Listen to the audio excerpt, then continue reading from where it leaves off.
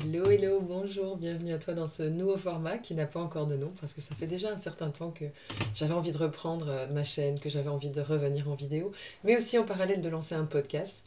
Mais je t'avoue que des noms, j'en ai tout plein, j'ai plein de possibilités, mais je ne me suis pas encore décidée.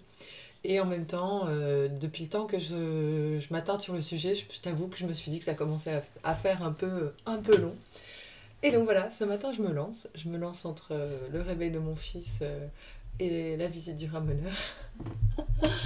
Et donc je me suis dit, je vais me lancer parce qu'il y a un sujet qui me, me traverse depuis déjà quelques semaines et que j'ai vraiment envie de partager, d'ouvrir et d'informer, qui est le sujet du développement personnel. C'est un de mes sujets prédilection et surtout, entre autres, hein, parce qu'il y a aussi l'accompagnement, les thérapies, le coaching, le tantra, les traumas, tout ça sont mes sujets d'amour, notamment sujet trauma, qui est un sujet dans lequel j'aime beaucoup, j'aime beaucoup échanger et j'aime beaucoup partager. Et au niveau du développement personnel, ce sujet est plutôt dans la sphère du développement personnel et pas le développement personnel en tant que lui-même. C'est plutôt euh, comment c'est amené. Peut-être toi tu as déjà eu ça, peut-être c'est ton cas. Mais souvent on voit, oui, il suffit de faire ça, respire comme ça, manifeste ceci, pense comme ça, fais ça et tout va aller.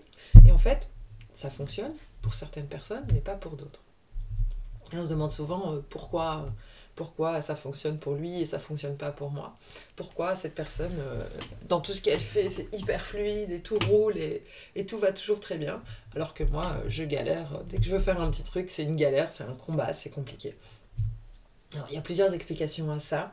Et on revient à cet endroit dans le trauma. C'est qu'est-ce que le corps, qu'est-ce que le cerveau, qu'est-ce que le corps ont imprimé comme schéma dans l'enfance pour pouvoir avoir de l'amour, avoir du succès, avoir de l'amitié, avoir comment dire, avoir des choses qui sont bonnes pour soi. Qu'est-ce qui a été implanté dans l'enfance? Quelle est la corrélation que notre cerveau et notre corps font par rapport à ces sujets? Donc, est-ce que si l'amour pour moi c'était symbole de me faire d'être abandonné dans mon lit en tant qu'enfant, de me faire taper, l'amour ça fait mal. L'amour c'est être tout seul. C'est un peu le message, c'est un peu simplifié aussi ce que je dis, mais pour te donner une idée de comment notre cerveau va faire cette équation parce que ben, à l'âge d'un enfant, tout ce qui nous arrive quand on est petit, pour nous, c'est aussi simplifié. Papa et maman se disputent, c'est de ma faute. Il se passe ci, c'est de ma faute.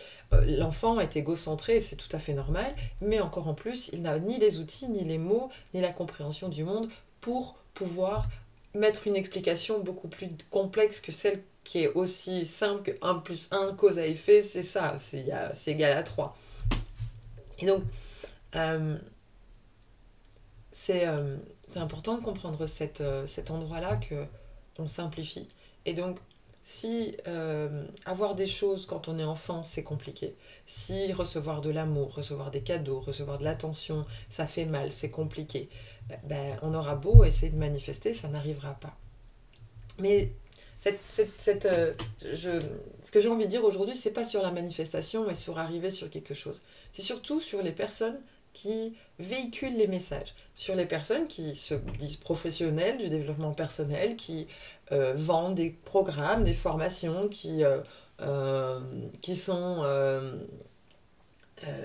qui véhiculent ces messages hein, sur les réseaux. C'est à elles que je m'adresse aujourd'hui. C'est à ces professionnels-là. C'est quand tu véhicules un message qu'il suffit de faire ça, il suffit de ça pour réguler son système nerveux, il suffit de tapoter, tout va aller bien, respire 10 fois et tu iras mieux. Et ça va régler si ça, ça, ça, ça. Si tu fais ça, ça, ça, ça. En fait, c'est une approche très très simpliste à des problèmes extrêmement complexes.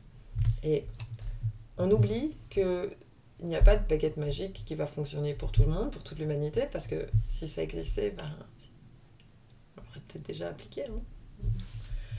Et que quand on véhicule le message que tout le monde peut y arriver avec un outil, ou avec une technique, ou avec un sujet, on oublie qu'on n'est pas tous égaux. Et même dans le développement personnel, on n'est pas tous égaux. Et c'est ça mon cœur de sujet, c'est ça que je veux te dire. Dans le développement personnel, nous ne sommes pas tous égaux. Notre environnement, notre conditionnement, nos parents, notre éducation, tout ce qu'on a reçu va être différent. C'est comme face à la vie, c'est la même chose.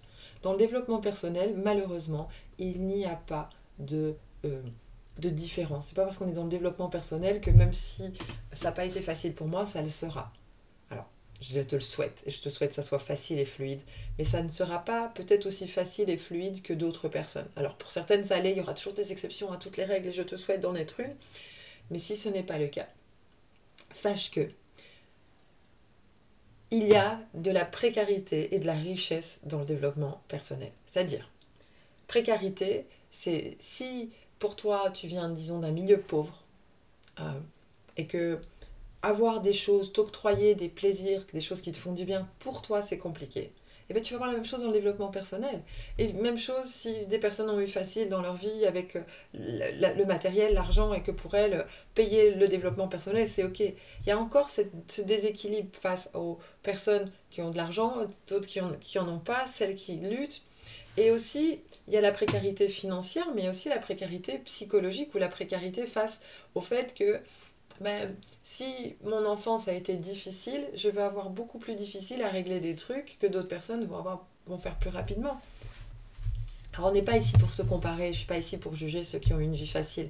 Je suis ravie pour eux, je suis contente et j'espère de tout mon cœur que tout le monde un jour pourra avoir ce genre de vie. En tout cas, moi j'œuvre pour ça et c'est ce que j'essaie de faire pour mon fils. De faire en sorte que pour lui, la vie soit plus fluide, plus dans l'amour, dans la communication, la relation saine, les relations saines. Mais ce n'est pas le cas de tout le monde. Malheureusement, une grande majorité des gens ont vécu des choses très difficiles dans leur enfance, dans leur vie, et ça fait que dans le développement personnel, elles vont le sentir. Et nous, en tant que professionnels, il est important de ne pas véhiculer un message qui va encore une fois exclure des personnes. Quand je vais dire « Ah oui, mais tout le monde peut y arriver avec ça », c'est pas vrai. C'est pas vrai. Pas tout le monde ne peut y arriver avec cet outil ou ça. Ça n'existe pas. Il n'y a pas d'outil magique. Alors oui, la respiration, ça fait du bien. Oui, ça relaxe le corps. Mais pour certaines personnes, la respiration, ça peut être aussi source d'anxiété. Ça peut être source de frustration. Ça peut être source de tristesse. Et si cette personne n'a pas les bons outils et n'est pas bien accompagnée, ce qui est censé faire du bien va finalement lui faire plus de tort. Et en fonction de là où elle en est dans sa vie, on ne sait pas ce qui va lui arriver, on ne sait pas comment elle va pouvoir réagir à tout ça et intégrer ça dans son quotidien. Il est important d'avoir cette notion de comment je véhicule tout ça et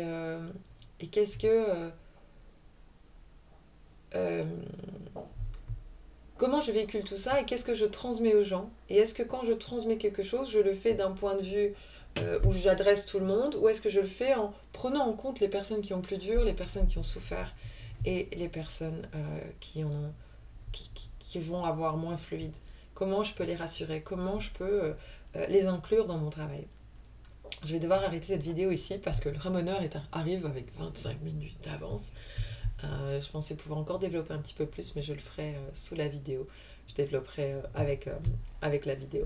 Merci d'avoir été là pour cette première. Fais-moi savoir ce que tu en penses, si tu veux plus de ça, du spontané, tu vois, un peu décoiffé là du matin.